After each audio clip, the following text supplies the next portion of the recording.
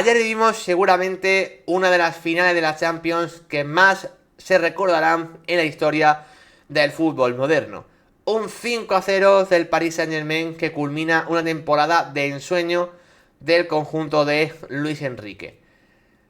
Ayer básicamente lo que vimos fue una final donde tan solamente hubo un equipo sobre el campo, donde sinceramente partíamos de una igualdad mucho más grande en la previa, pero ya en cuanto cayó el 2-0 nos empezamos a dar cuenta de que el partido podía ser una goleada para la historia, como finalmente lo acabó siendo, y sobre todo acabó siendo la catástrofe y el punto final de un proyecto como el del Inter, que ha estado muy cerca de todo, pero se ha quedado a las puertas también de ese todo, para acabar quedándose sin nada, contra un equipo como el PSG que finalmente sí que lo ha convertido todo en éxito y sobre todo de la forma que lo consigue, que es teniendo un equipo que juega absolutamente como Los Ángeles y liderado por un Luis Enrique que, insisto, pasa a la historia como uno de los entrenadores más determinantes para mí en un equipo, en una competición concreta como en la Champions 24-25. Para explicar este tipo de goleadas como las que vimos ayer, implica que el equipo que gana ha hecho muchas cosas bien y el equipo que pierde ha hecho muchas cosas mal. Y eso es lo primero que hay que partir.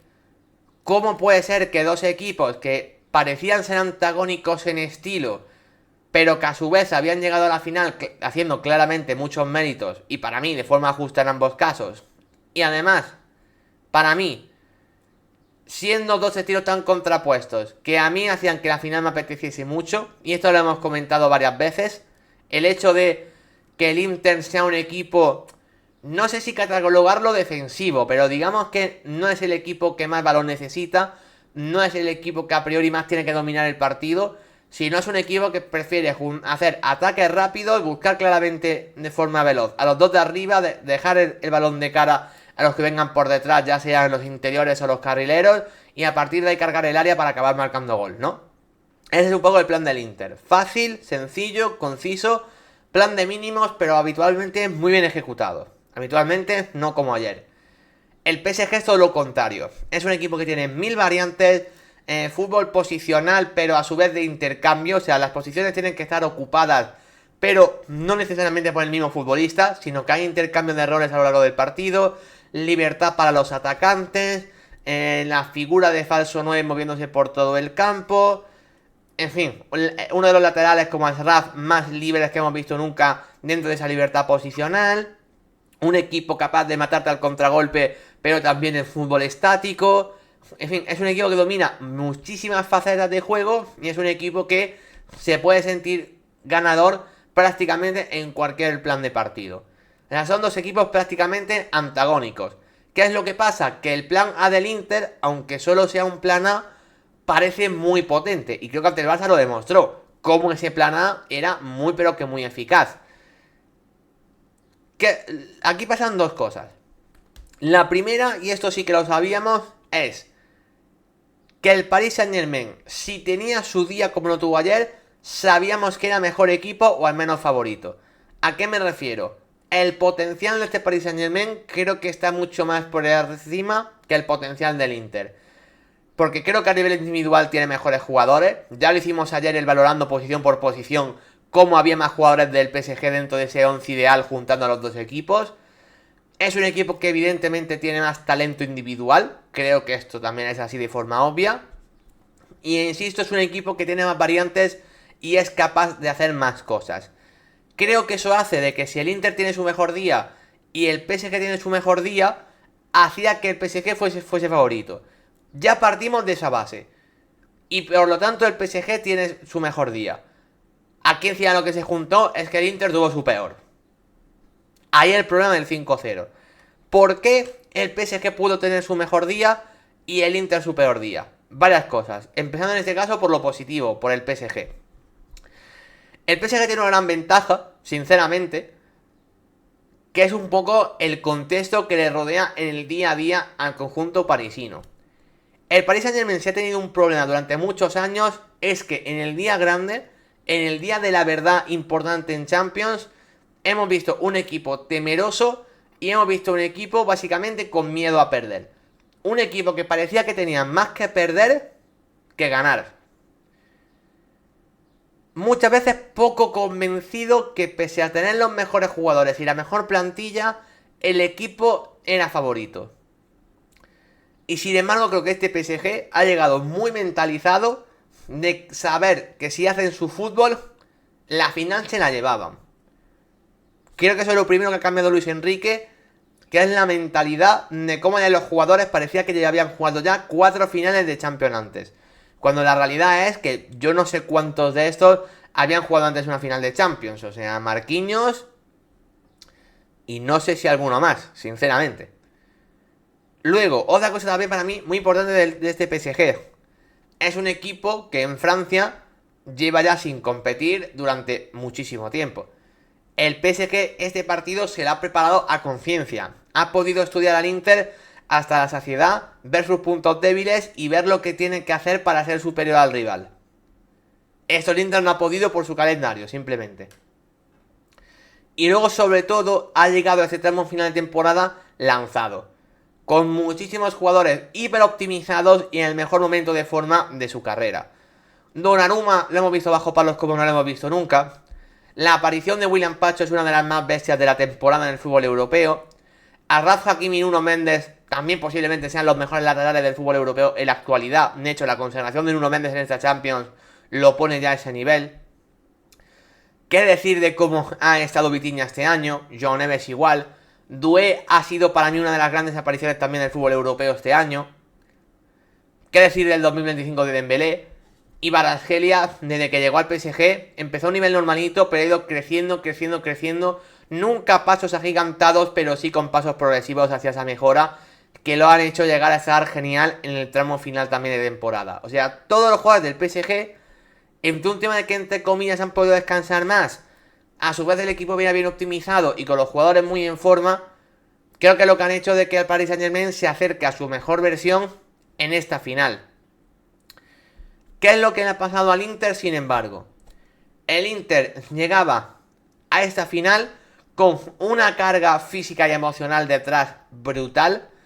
El equipo ha estado compitiendo por todo en estos últimos meses, con el agua al cuello básicamente y sin poder ganar nada, que encima es más duro. O sea, no solo que el equipo ha tenido que jugar cada 3-4 días jugándose cosas, mientras que el PSG no, ya la liga había ganado hace mucho tiempo. El Inter llega a la última jornada de liga jugándose el Scudetto, pero encima el mazazo que implica perderlo. El Inter cae, si no me equivoco, en semis de la Copa Italiana, cae en Supercopa de Italia también, y cae en la última jornada de liga. Lo pierde todo el Inter estando cerca de ganar títulos, y lo pierde todo. Llega a esta final de Champions, no solo físicamente mucho más mermado que el PSG, sino anímicamente siendo un equipo perdedor. Insisto, matizamos la palabra perdedor, no como que estos jugadores son unos perdedores, sino que habían perdido todo lo anterior y eso moralmente te frustra, es una realidad. Mientras que el PSG llevaba a ser un equipo convencido de que el partido se lo llevaba si estaban bien. Y eso creo que se notó. El Inter que vimos ante el Barça no era el Inter que íbamos a ver ante el PSG. No era ese equipo reconocible. Si algo tenía que imponerse ayer el Inter al PSG era en intensidad y en los duelos y en esa segunda jugada ganarlo, insisto, para acercar a Marcus Thuram y a Lautaro a esa zona de gol donde ser diferenciales. Y ya la primera parte fue una declaración de intenciones total.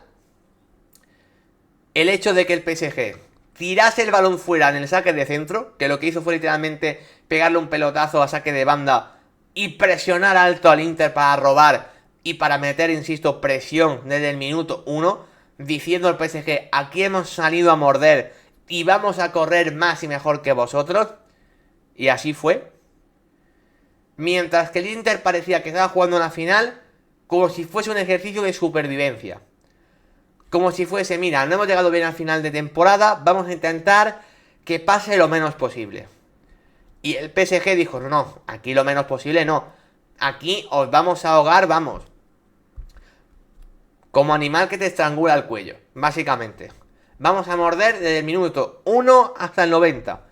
Y mostrar esa superioridad, básicamente para que el Inter diga, es que me están pasando por la izquierda, por la derecha, por el centro y por todos lados, básicamente. El plan de partido del Inter lo sabíamos. El plan de partido del Inter nos imaginamos un bloque muy juntito, compacto, principalmente por dentro, para que el PSG no pueda combinar en esos pasillos interiores y minimizar riesgos, básicamente.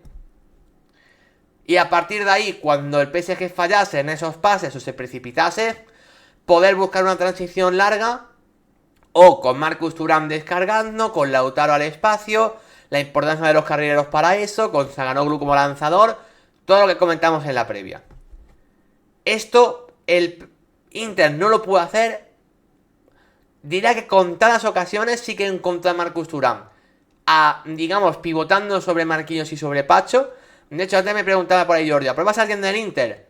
Si tengo que probar a alguien es a Marcus Thuram, porque fue el único que le pudo dar un poco de oxígeno en esa pelea contra los centrales. El tema no es ese balón en largo que recibe Marcus Thuram de espaldas y que te lo puede ganar, que insisto, alguno te ganó. El problema es lo que pasaba después de que Marcus Thuram ganase ese balón. Marcus Thuram ya tenía que descargar de cara hacia los de segunda línea y todas esas segundas jugadas, todas, se las estaban quedando los jugadores de Paris Saint-Germain. Todas.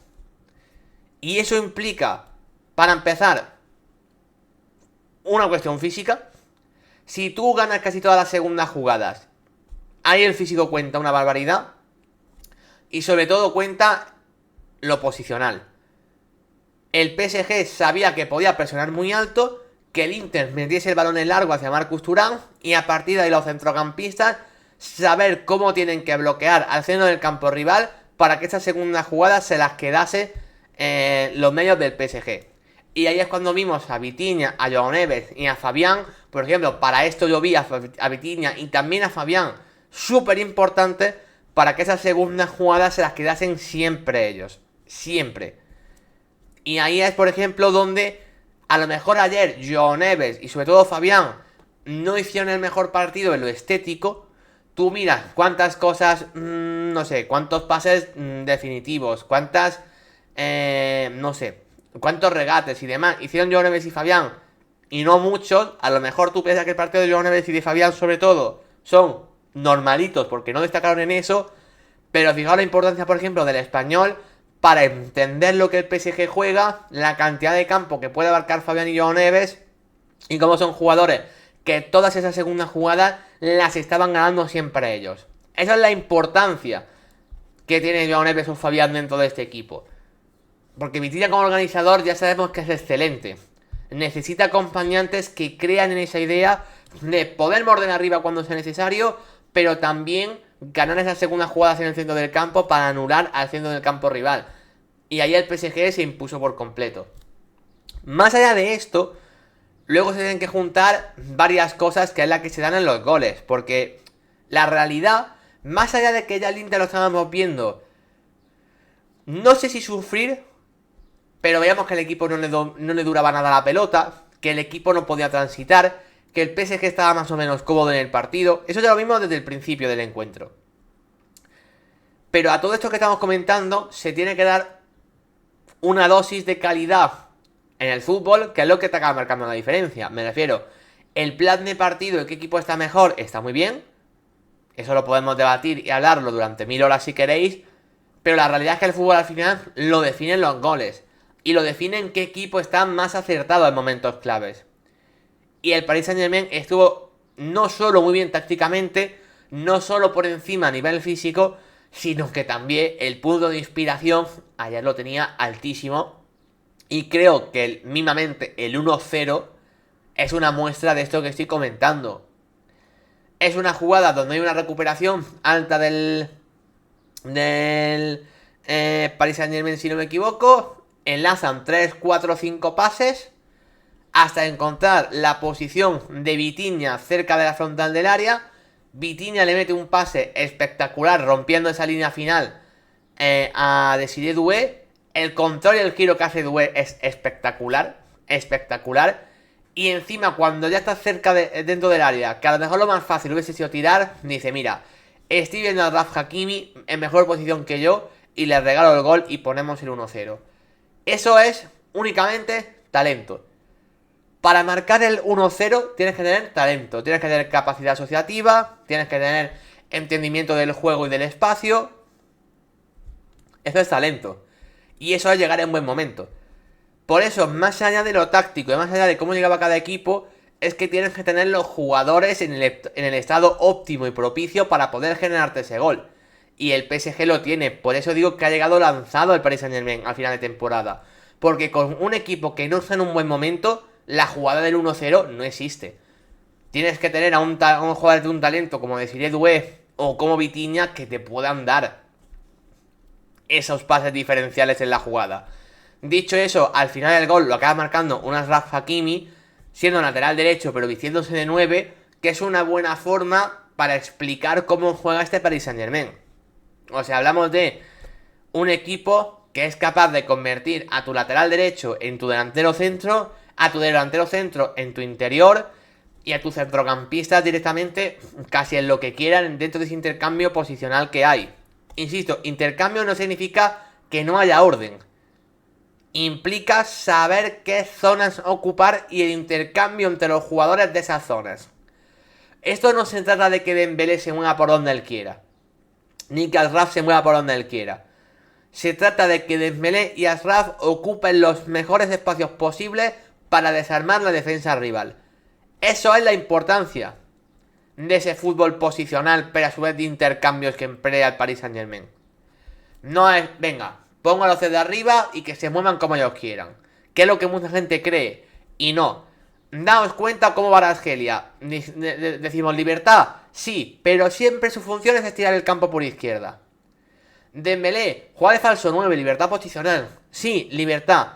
Pero daos cuenta cómo Dembélé siempre los movimientos sin balón es intentar jugar a la espalda de los interiores rivales. O incluso a los lados, siempre. Y descargar esa zona central para que se metan por ahí Doué o Achraf, siempre. Mirad cómo Doué siempre hace también el movimiento de dentro hacia afuera y cuando Dembélé abandona esa posición, él se mete por dentro. Y si Doué estira por derecha, es Achraf, el que gana profundidad y se mete por dentro. Mirad cómo esas zonas siempre están ocupadas. Aquí el debate, o digamos que la gracia, es que quien las ocupa va intercambiándose. Y eso es lo que le dificulta a la defensa rival entender esos movimientos. Por eso, por ejemplo, lo de Dembélé es tan importante, porque tú si eres, por ejemplo, ayer Acerbi o Bastoni, tú puedes perseguir a Dembélé hasta cierto punto, pero si Dembélé se te pone a la altura de Mkhitaryan, por ejemplo, tú siendo Bastoni o Acerbi no vas a perseguir Dembélé hasta el centro del campo rival y dejar tu zona de guarnecida. Pues no, tendrás que seguir ocupando tu zona y tu orden. Y más siendo un equipo como el Inter, que quería mantener un bloque medio bajo cuando no tenía la pelota, como ya lo vimos contra el Barça. No puedes perder el orden, no puedes hacer una persecución individual como sí que la hace muchas veces el PSG a campo abierto. No puedes. ¿Qué significa eso? Que si Dembélé abandona esa zona, Dembélé va a encontrar su momento para poder aparecer y ahí hay un intercambio posicional muy difícil de defender. Por eso me gusta especialmente el 1-0 del PSG, porque explica muy bien cómo juega este equipo.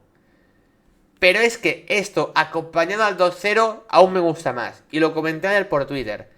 Ayer haciendo la previa del partido, yo comentaba que lo que más me gustaba de este Paris Saint-Germain era la capacidad que tenía para atacar en juego posicional, pero que en cualquier contragolpe te la podían liar parda. Mirad cómo llega el 1-0.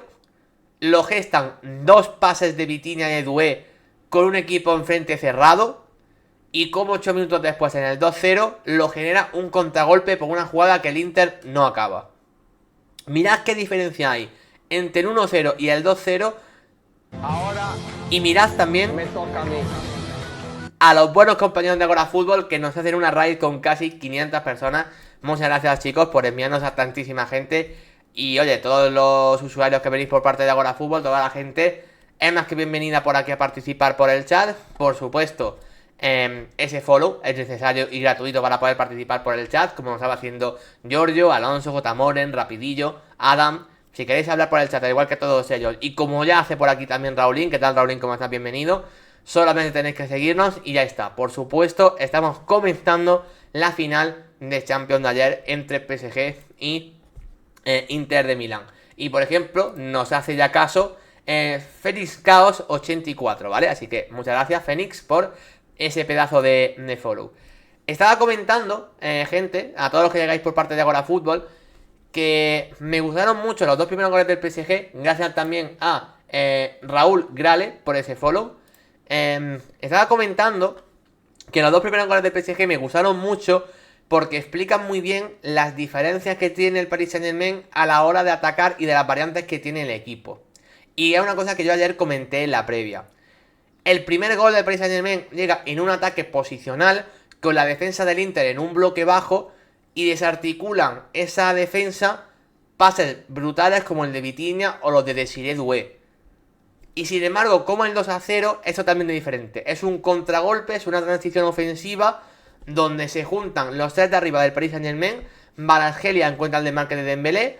Dembélé cruza el balón de un lado a otro y Desiré Doué acaba finalizando. En una jugada que el Inter, precisamente, no finaliza y por lo tanto les pillan al contragolpe. Y para mí, eso es la esencia principal de este Paris Saint-Germain. Como un gol, o sea, como el primer gol y el segundo son totalmente antagónicos y sin embargo lo bien enlazadas que están ambas jugadas. Eso creo que lo convierte en el equipo más peligroso, porque sabes que si te encierras, tienes jugadores de suficientemente calidad como para irse de 2 de 3 jugadores rivales en una baldosa y acabar encontrando el espacio. O jugadores que te filtren el último pase para romperte la línea defensiva. Sabes que si arriesgas y si vas muy arriba y no terminas la jugada, te pueden pillar al contragolpe porque tienen 3 jugadores arriba, hiper veloces y con calidad diferencial para cerrarte el encuentro. Por eso es un equipo tan peligroso, porque sabes que no hay un plan perfecto para poder pararlo, básicamente, no tiene más.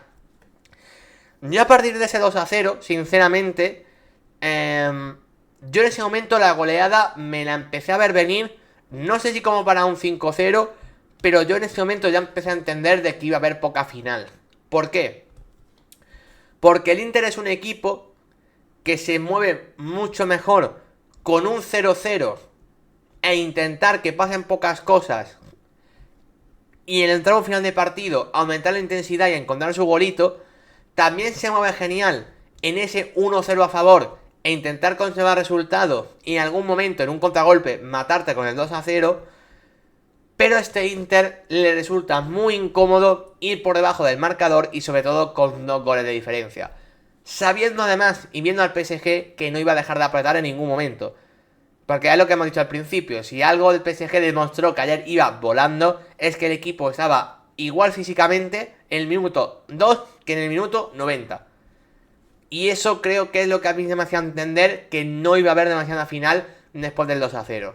No vimos al Inter mejorando en ningún momento prácticamente, quizá al final de la primera parte tuvo alguna jugada por banda donde algún centro lateral hubo, el Inter ahí intentó cargar el área, pero tanto Paso como Marquinhos siempre acababan ganando esos balones por arriba. Da la sensación de que el Inter, insisto, ese plan de mínimos que suele tener muy bien efectuados, ayer no estaban saliendo. El PSG sigue ganando esos duelos individuales y sobre todo esos balones divididos y segundas jugadas. Y para mí ese es el gran problema del Inter. No es un equipo que tenga un plan B para decir, venga, va, jugamos a otra cosa. Los jugadores que son los que son, no tiene un segunda punta que te filtre un último pase, no tiene centrocampistas tampoco que te puedan quitar el balón y te puedan hacer un rondito como sí que lo hizo el PSG ayer 1000 veces. ¿Cuántas veces durante el partido ayer vimos que Vitinha, Joao Neves, Fabián, Dembélé, Doué, Ashraf, se juntaban todos los jugadores de más calidad, empezaban a sumar pases, a hacer un rondito y el Inter ni olía la pelota? Ni olía la pelota. Eso el Inter es algo que es incapaz de hacerte. El Inter no te puede sumar 20, 25 pases, moverte el balón de un lado al otro, romper líneas y a partir de ahí generarte la jugada. Es que ni tiene los jugadores para eso, ni lo lleva haciendo en toda la temporada. No te lo va a hacer en la final. Y los jugadores que tienes de banquillo tampoco son casi ninguno jugadores de un perfil para poder hacerte esto. La declaración de intenciones de jugar con Marcus Thuram y Lautaro juntos, emparejando a esos dos hombres contra Marquinhos y Pacho, te están indicando de que ellos dos se tienen que hacer fuertes y habilitar a lo que vienen por detrás. Y que todo parta desde ahí. Si ese plan no sale, ya te hacía indicar de que el Inter no tiene mucho más recursos. Y por eso comentaba yo al principio del análisis que el PSG, si tenía un gran día, era favorito. Insisto, tienes que tener un gran día, ¿vale? Si no tienes un gran día, la final de la Champions la pierdes. Si el Inter tiene un gran día y el PSG no, vamos, no hay duda de que el resultado es al revés. Pero, a lo que yo voy, sabiendo que el PSG tenía un gran día y los jugadores estando mentalizados para ellos, sabían que tenían más recursos y sabían que iban a ganar. Y esa es la sensación que da con el 2-0. Que hay un equipo que en su plan ya no le está saliendo y que el PSG en ese momento sabe no solo que va 2-0, sino que sabe que todavía puede hacer aún más daño. Dicho eso, eso no se vio reflejado ya hasta la segunda mitad, ¿vale? En el minuto 63 es cuando llega el 3-0. Es verdad que en el inicio de la segunda parte, al final el partido se interrumpe mucho porque hay muchos cambios. O sea, el Inter hace su primer cambio con la entrada de Bisek por Pavard. Entró también Zalewski en este momento. Luego también se lesiona a Bisek como 5 o 6 minutos después. Tiene que cambiarlo. Ahí entra Damián, Carlos Augusto. O sea, al final ahí hubo muchos cambios y demás. Prácticamente no se estaba jugando a nada. El PSG estaba cómodo. El Inter tampoco podía progresar. Digamos que los primeros minutos de la segunda parte fueron un poco, bueno, poca cosa. Y luego llega el 3-0. El 3-0 es otra jugada perfecta para explicar lo que es Dembélé de falso 9 en este equipo. Es una jugada donde empieza a circular el PSG en campo propio. Vitinha empieza a sumar pases, empieza a sumar conducciones. Empieza básicamente a salir desde atrás, superando en líneas. Encuentra Dembélé. Dembélé ahí sí que saca de zona un central. No recuerdo ahora mismo cuál de los tres centrales es, pero en esa jugada sí que saca un central de zona. Y justo cuando lo saca de zona, taconazo genial para Vitinha. O sea, el gesto de Dembélé en el 3-0, ese balón que le da Vitinha, es una barbaridad. Vitinha sigue conduciendo después de haber conducido 50 metros la jugada. Encuentra a Doué y Doué te pone el 3-0. Es que eso es una jugada de una confianza brutal en tu plan de partido. Una confianza brutal en el estado físico y de forma y de talento de tus futbolistas. Y sobre todo una jugada que explica cómo ayer el Inter no podía parar al Paris Saint-Germain de ninguna manera. Una jugada donde se expone un poquito más por la urgencia del resultado y le clavan el 3-0. En un momento donde el Inter no había llegado ni chutar a puerta. Y 10 minutos después llega el 4-0 de Kvaratskhelia, que era el que faltaba por animarse a la fiesta. Y el Inter con el 4-0 tampoco había llegado a tirar a puerta. Es que cuando el Inter estaba en bloque bajo, el Inter sufría y no podía salir. Cuando el Inter tenía que salir desde atrás, tampoco podía porque el PSG presionaba. Cuando el Inter subía líneas y presionaba, el PSG combinaba 2-3 pases, 2 conducciones y marcaba gol. Cuando cogía y iba más arriba todavía, el PSG le pillaba la contra. Es que en cualquier contexto de partido, el PSG fue superior en todo. En cualquier plan de partido del día de ayer. No hubo un plan de partido ayer del Inter, en ninguno donde el Inter se sintiese fuerte. En ninguno. Que por ejemplo ante el Barça lo vimos sentirse fuerte en algún momento. Lo vimos sentirse fuerte en salida de balón que el Barça le costó ajustar. Le vimos sentirse fuerte cerquita de Jan Sommer en momentos donde tanto Sommer como Acerbi como Bastoni fueron indispensables en lo defensivo. Les vimos fuerte en las transiciones. Insisto, cosas a lo mejor básicas, pero que tenían los jugadores perfectos para efectuar ese plan.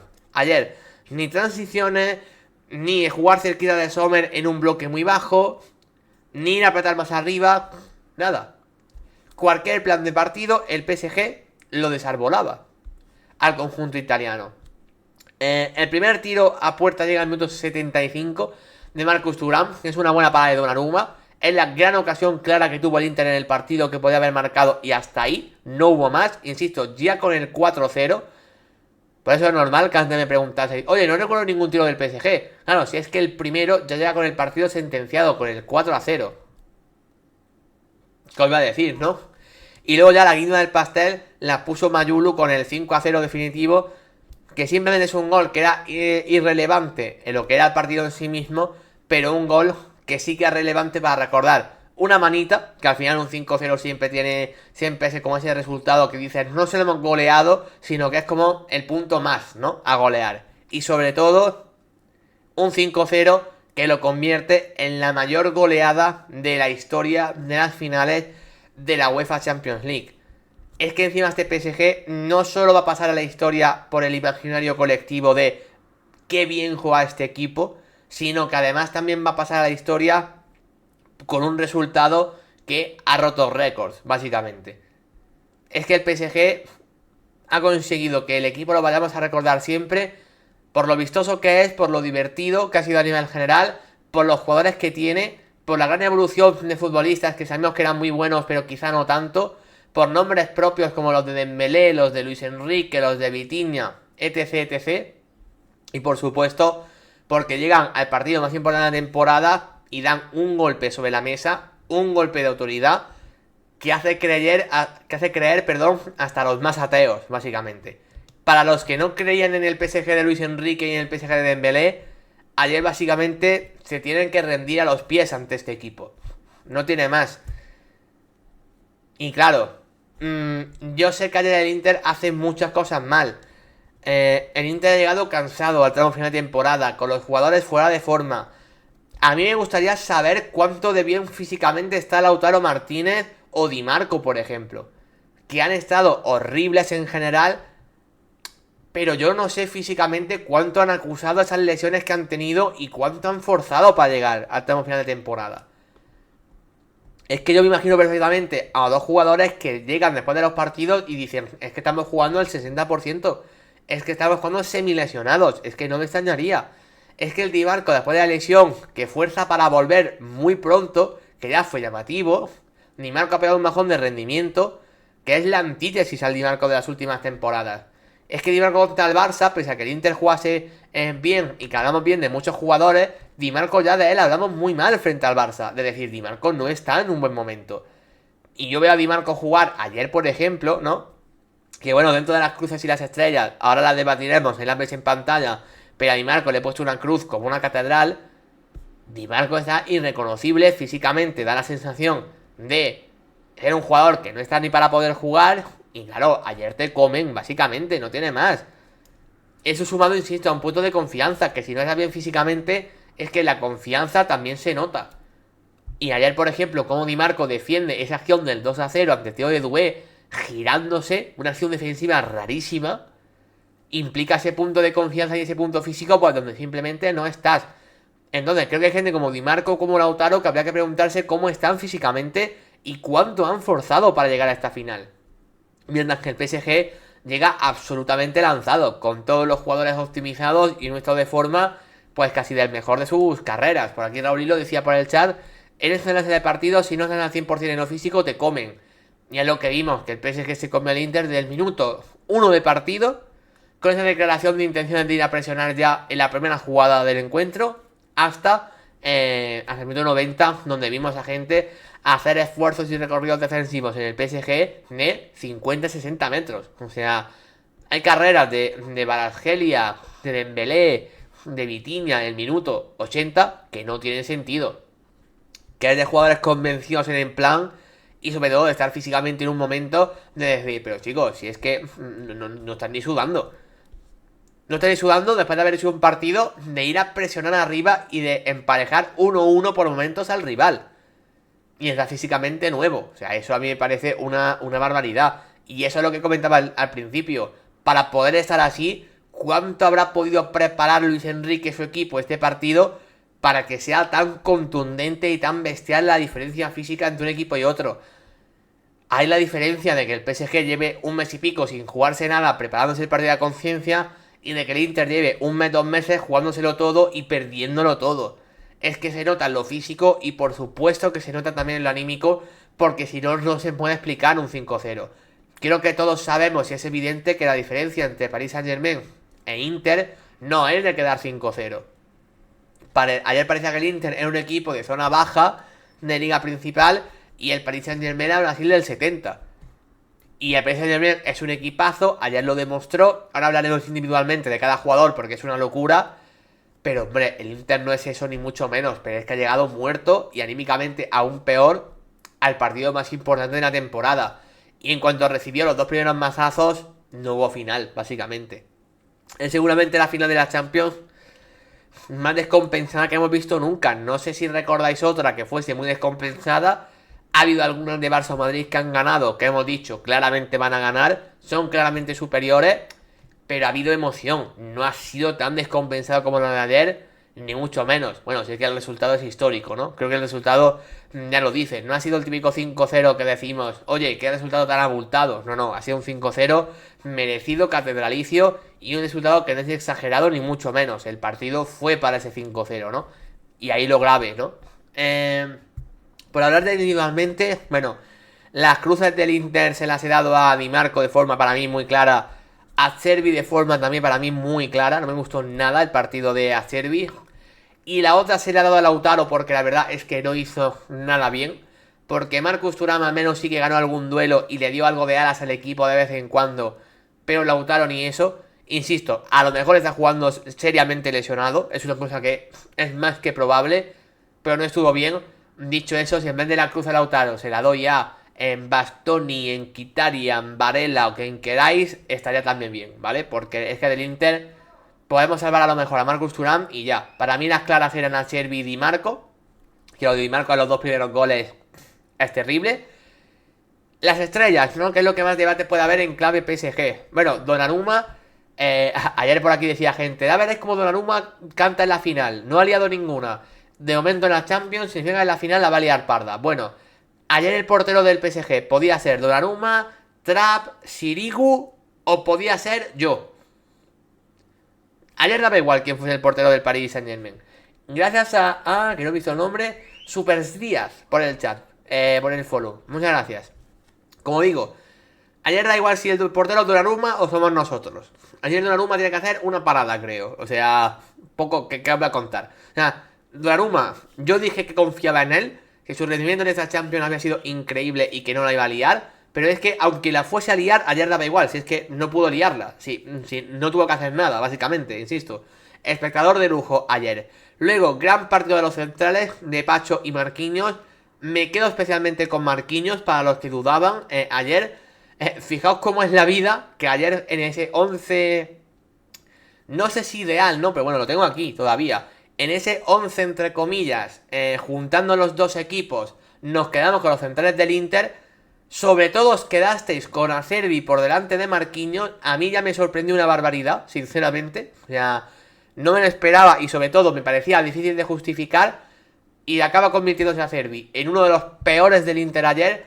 Y Marquinhos haciendo un partido colosal, ¿no? Bueno, Marquinhos tiene ya una foto para el recuerdo, que es levantando la primera Champions del Paris Saint-Germain siendo él el capitán. Esa foto ya la pueden marcar evidentemente en su salón. Pero sobre todo también con la sensación de que hizo un partido brillante defensivamente, tanto en el 1 para 1, sobre todo como defendiendo en el punto de penalti. Esos pequeños tramos de la primera parte donde he dicho que el Inter tuvo algún que otro centro lateral peligroso donde podía haber hecho algo, ahí Marquinhos principalmente se impuso, lideró al equipo defensivamente y se notó que evidentemente tiene su madurez futbolística y que es un central, no sé si de los mejores del mundo, no lo metería en un top 5 mundial, pero que es un central que a veces se infravalora. Ya se le infravaloró ayer en este mismo directo. Y yo ya lo dije, a mí me sorprendía el hecho de que la gente no se quedase con Marquinhos, cuando a mí me parece realmente un muy buen central. Y creo que ayer lo demostró. Y podía haberle incluso puesto una estrella en el partido sin ningún tipo de problema. Hablemos de los laterales del Inter, del PSG, perdón. Al-Raf Hakimi y Nuno Méndez. No solo los laterales de moda en el fútbol europeo, sino lo bien que explican lo que es este PSG. Ojo, saludo por aquí al bueno de Soban y J. ¿Qué tal? ¿Cómo están? Bienvenido. Lo de Nuno Méndez y lo de Asraf. Nuno Méndez creo que es el lateral izquierdo de la temporada. Sin duda. O sea, es el futbolista que lo hemos destacado 1000 veces. Para el recuerdo quedaría esa eliminatoria contra Salah en ese PSG Liverpool. Creo que ahí se doctora como uno de los mejores laterales izquierdos del mundo, que para mí ya lo era, pero en ese partido termina de definirlo. y acaba la temporada como el gran lateral izquierdo del fútbol europeo. Con el bajón de Robertson, con el bajón de Teo Hernández, Valde entre lesiones y demás nunca ha llegado de momento a consagrarse en ese puesto. Creo que el gran lateral izquierdo actual es Nuno Méndez. Y luego en el otro lado, Achraf Hakimi, ¿no? Nuno Méndez casi que se ha convertido en un especialista defensivo. Achraf Hakimi se ha convertido en un futbolista total. Que parte desde el lateral derecho, pero que literalmente juega un poco de todo, la verdad. Juega de playmaker, juega de carrilero, juega casi de media punta, juega un poco donde le va apeteciendo o donde el equipo le pide, básicamente. Entendiendo dónde él debe estar en cada jugada y qué zona ocupar. Y al final que marque ayer en una final de Champions no me sorprende, ya también lo hizo en semifinales, si no me equivoco, ¿no? No sé si fue gol o asistencia. Partidazo ayer, como decís por el chat. Y otro que, igual que Marquinhos, no le pongo estrella porque hay tres mejores, pero igualmente su partido es sobresaliente. Ya he hablado antes de la importancia de Joao Neves y de Fabián en este equipo. Quizás pasan un poco bajo el radar porque son centrocampistas a los que se le piden hacer muchas cosas, pero es que todo lo hacen realmente bien. Lo que pasa es que claramente una de las figuras del PSG es Vitinha. Hablabais al principio del directo que en ese candidato a Balón de Oro o a estar muy arriba en el top no se hablará de Vitinha, pero se debería. Y estoy de acuerdo.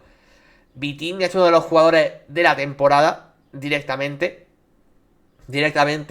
Creo que tanto él como Pedri han sido los centrocampistas que en un fútbol donde se habla mucho de ida y vuelta, capacidad física, abarcar mucho campo, siempre se habla de centrocampistas modernos capaces de no tanto ser pasadores, sino capaces de recuperar mucho balón y llegar también al área rival, ¿no?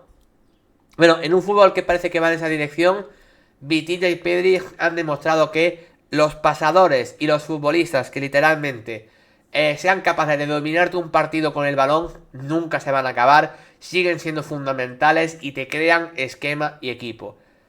Y Vitinha precisamente es eso. La final que hace ayer Vitinha no tiene ningún sentido. Lo dije en la previa ayer, que a mí las semifinales de Vitinha me parecieron muy normalitas y Joao Neves estuvo mucho mejor.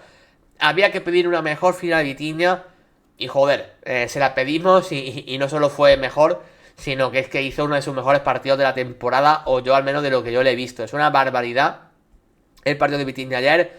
Controla absolutamente todo lo que pasa. Vitinha se mueve por todos lados, la pide, se va de uno, descarga, conduce, asiste también, por supuesto, ayer, asistencia en el 3-0. Para mí el centrocampista de moda del fútbol europeo, sin ninguna duda. Y luego lo de arriba. ¿Qué voy a decir de los de arriba? Si es que no sé con cuál empezar. Empezaré con Kvaratskhelia, que quizá fuese el menos destacado de los tres de arriba ayer. También es un partidazo. Digo que el que menos porque los otros dos estuvieron brillantes. Pero Kvaratskhelia vino en invierno a sumar esa pieza a Luis Enrique. Quería tener un equipo muy bueno, pero era ese aumento de nivel con un futbolista quizá diferente, ¿no? Porque es verdad que tenía un equipo, el Paris Saint-Germain, muy de... Bueno, Doué, Dembélé, Barcola, muy explosivos todos.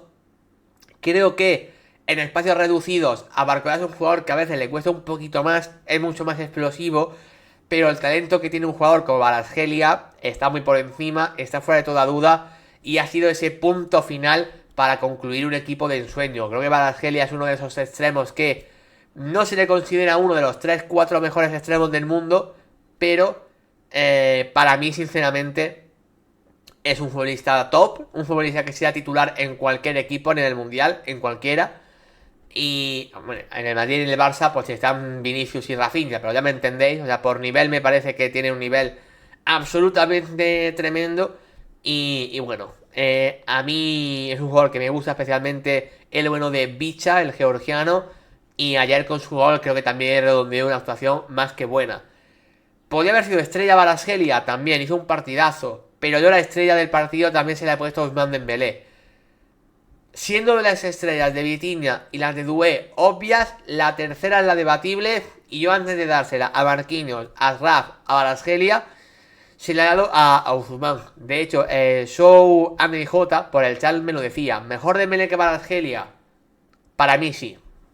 Para mí ayer sí.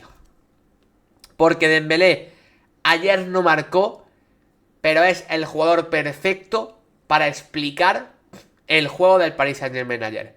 Bueno, ayer y durante toda esta final de temporada. Dembélé es el jugador que te lo explica perfecto. Dembélé ayer hace de todo y todo bien. Dembélé ayer es el que lidera la presión. O sea, es literalmente el primero en presionar y tirar del carro del equipo. Es el primero en posicionar a los jugadores y a partir de su figura y donde él se coloque, van el resto. O sea, es claramente el líder del equipo en muchas facetas. Luego, es un jugador que te ocupa la banda derecha, la segunda punta, te tira al desmarca la espada de las defensas rivales, como por ejemplo en el 2-0.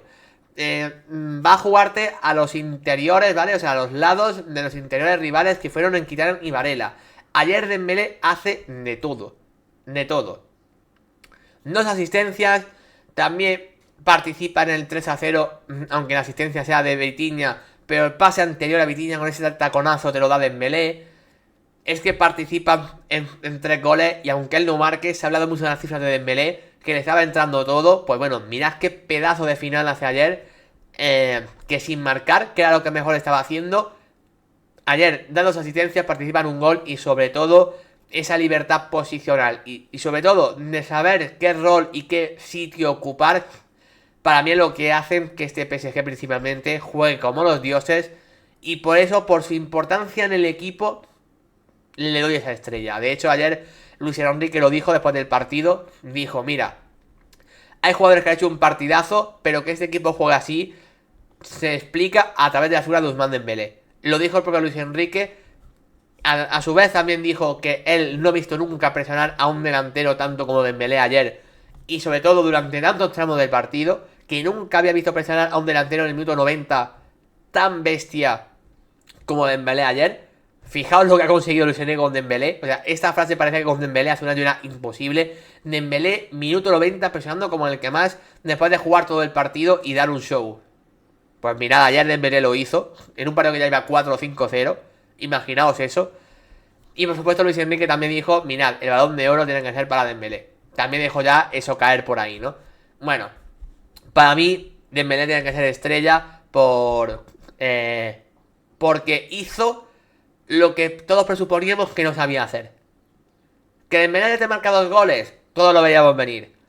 Que Dembélé sea el mayor artífice de cómo juega este equipo es algo que era imposible que lo viésemos venir, imposible, y sin embargo Luis Enrique lo ha conseguido. Por lo tanto, dice por aquí Famutón, Dembélé ayer da cátedra, es raro decirlo, pero es así, y no puedo estar más de acuerdo. Por supuesto, Alonso, el Dembélé del PSG, no es que sea mejor que el del Barça, es que el Dembélé del PSG es mejor prácticamente que cualquier jugador de la actualidad, y eso es lo que no tiene ningún tipo de sentido, porque Dembélé podía mejorar muchas cosas, pero lo que yo jamás esperaba que mejorase es el entendimiento del juego, y es precisamente en lo que más ha mejorado. Impresionante. Dicho eso, seguramente el MVP de la final, por una contribución directa en los goles, básicamente acaba siendo Désiré Doué, ¿no? Doué seguramente no es el jugador más importante, porque Vitinha y Dembélé ahí acaparan muchos focos, pero Désiré Doué necesitaba un partido como el de ayer para terminar de consagrarse como una de las grandes futuras estrellas del mundo del fútbol. Ya lo es, una pequeña estrella realmente, pero para los que decían, oye, Lamine, dentro de 10 años, ¿qué competencia tendrá? Pues bueno, ahí tenéis una de las grandes posibles competencias de Lamine Yamal en la próxima década, ¿no? Désiré Doué. Muchos decíais también antes, ¿no? Si Dembélé Balón de Oro, Doué Golden Boy. Pues bueno, seguramente sí. No sé qué pasará para que eso no sea así. Porque Doué ayer marca el segundo, marca el tercero, asiste también el primero. Y sobre todo es un jugador que creo que también la toma de decisiones era algo que yo quería ver si mejoraba. Ayer, pues claro, es que mismamente la jugada del 1-0, un balón donde él puede chutar porque está en posición de disparo, sin embargo dice, no, voy a dar ese último pase al Raf porque será lo mejor para la jugada, y es una gran asistencia. Ya implica como eso, a pesar de su juventud, lo tiene desarrollado, esa toma de decisiones, y sobre todo es que es un jugador. Bueno, marcó 2 goles ayer, 2 muy buenos goles, y sobre todo también divertidísimo de ver. O sea, los controles, los regates que hace en una baldosa, Se cataloga a día de hoy como el jugador más divertido del fútbol europeo. Es el rellén de Neymar Jr. Y, hombre, yo creo que ser Neymar es muy complicado, pero la verdad es que Dubé tiene cosas de ese perfil de futbolista, ¿no? De jugador por el que pagarías una entrada a un estadio, jugador por el que te verías un partido, simplemente por verlo a él. Yo pedí un poquito más de él también en semifinales, que a mí era un jugador que me talento mucho, pero que creo que el partido lo condicionaba poco. Bueno, pues ayer precisamente, no sé si fue el que mejor jugó, pero sí fue el que más condicionó el partido. Y yo entiendo que la UEFA le dice ayer ese MVP, porque si así tiene el primero, marca el segundo y marca el tercero, bueno, ya cuando lo cambiaron, el partido iba 3-0 y él condiciona los 3 primeros goles. Por lo tanto, entiendo ese MVP. Y para mí también tiene que tener una estrellita encima de su cabeza diciendo que ha sido de los mejores del partido. Con eso ya he hablado de todos los jugadores del PSG. Un equipo que recordaremos para siempre, ¿vale? Ya pasará a la historia Donnarumma, Rafa Hakimi, Marquinhos, Pacho, Nuno Méndez, Joao Neves, Vitinha, Fabián, Kvaratskhelia, Doué y Dembélé. Todos esos jugadores pasarán a la historia. ¿Por qué no decir también Barcola, que da una asistencia, y Mayulu, que marca un gol, ¿no? Por ejemplo, también los podemos mencionar que pasan a la historia. Pero bueno, creo que ese 11 titular de forma concreta, quizás no son jugadores que te valga ninguno cuando se ficharon 100 millones, 150 millones. Pero estoy convencido que si los quisieses fichar ahora, muchos de estos costarían eso. Y eso para mí es lo más importante que ha construido este PSG. Ha conseguido por fin su onceava Champions sin Mbappé, sin Neymar, sin maximísimas estrellas, sino todo construido alrededor de un técnico, que son jugadores de primer nivel mundial. Son los jugadores que todos los equipos grandes quisiesen fichar, pero ninguno a lo mejor era el mejor del mundo en su posición. Pues bueno, creo que ya hay varios de estos que se pueden considerar como tales y por lo tanto que van a pasar ya a los libros de la historia del fútbol.